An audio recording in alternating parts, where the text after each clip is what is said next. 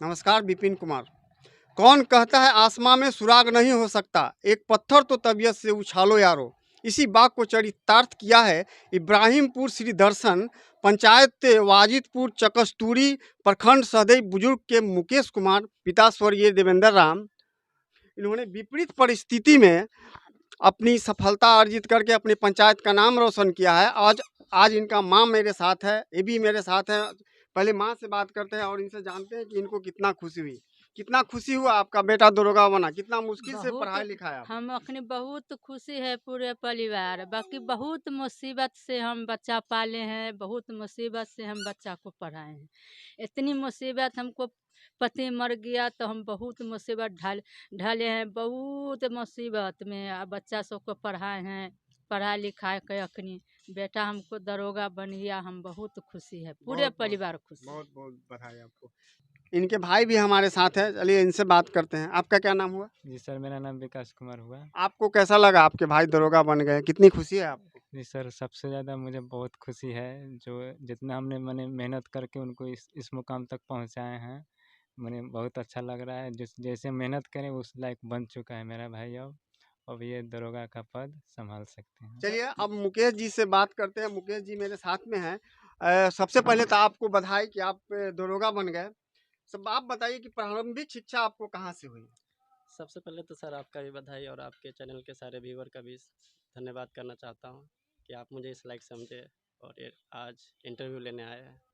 Sir मेरी प्रारंभिक शिक्षा अपने गांव इब्राहिमपुर श्री दर्शन के प्राथमिक विद्यालय से हुई थी और मैंने 10th गांधी हाई स्कूल सदी बुजुर्ग से किया और मैंने अपना graduation BPSC college Desari Vaishali से किया था। और ये आपके कितने प्रयास में सफलता मिली आपको? सर ये मेरा सेकेंड अटैम्प्ट था, दूसरा प्रयास था मेरा। पहला प्रयास में कहाँ असफल हो गए थे आप?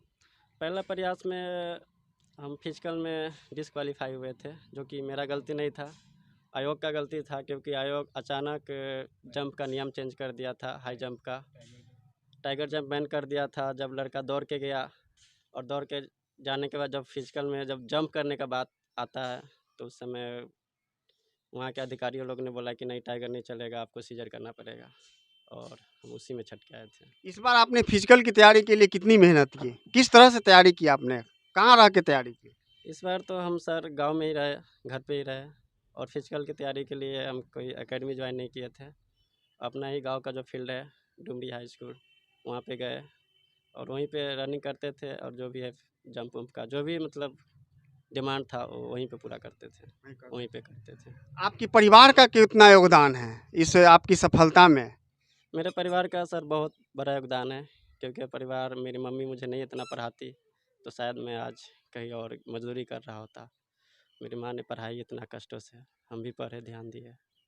और दरोगा बनने की बात है तो मेरा छोटा भाई का भी सहयोग है, विकास का, जो फॉर्म वॉर्म उस फिल करता था, चाहे फिजिकल में भी वो सपोर्ट किया।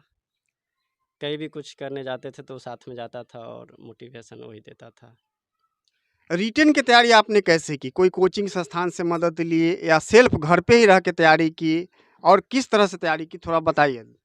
रिटर्न की तैयारी सर मैंने सेल्फ ही किया था, घर पे ही रह के किया था और घर पे ही पढ़ाई किया। मैंने कोई कोचिंग ज्वाइन नहीं किया, पटना दिल्ली मुंबई नहीं गया और घर पे ही किया था। और मोबाइल से जो भी यूट्यूब पे बहुत सारे चैनल है, जो सर है, उन सब से थोड़ा सहयोग लिए और पीटी क्वालिफाई किए, फिर मेंस किए, उसके बाद हो गया।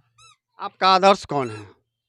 मेरा आदर्श तो मेरे पूजनीय पिताजी है और साथ में बाबा साहेब भीमराव अम्बेडकर है, जिनसे मुझे बहुत प्रेरणा मिलती है, क्योंकि आज वो पढ़ लिख के अगर कुछ नहीं करते तो शायद हम लोग इस लायक नहीं रहते कि आज दरोगा बन जाते। ऐसा संभव नहीं था, उन्हीं के योगदान से, उन्हीं के प्रयास से हुआ है।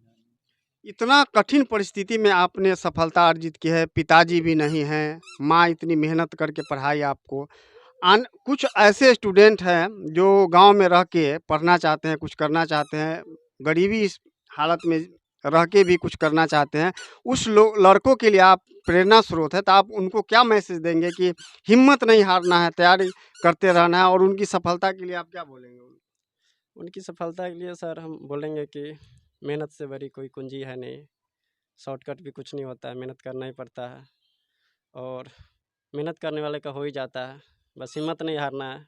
फर्स्ट बार नहीं होता है, सेकंड बार नहीं होता है तो छोड़ना नहीं है, क्योंकि फर्स्ट बार अगर हमारा नहीं होता है तो हम जहाँ से छटे हैं हमें वहीं से तैयारी करना होता है, क्योंकि उससे पीछे हमारा तैयारी हो चुका होता है। अगर हम वहाँ से छोड़ देते हैं तो शायद हम आधा रास्ता तय करके फिर वापस आएंगे, तो वापस आने से अच्छा है कि हम मंजिल पे पहुँच जाए आधा रास्ता और तय करके। तो मैं यही कहना चाहेंगे कि छोड़ना नहीं है, बस लागे रहना है। दिक्कतें आती है, परेशानी भी आती है, झेल के उसे पार करके। आइए मैं आप अपने दर्शकों को इनका रूम दिखाना चाहता हूँ, जिस रूम में ये रह के पढ़े हैं, तैयारी किए हैं। इस रूम की अवस्था को देख के आप अंदाज़ा लगा सकते हैं कि किस परिस्थिति में इन्होंने कितनी कठिन परिश्रम करके इन्होंने पढ़ के सफलता पाई है।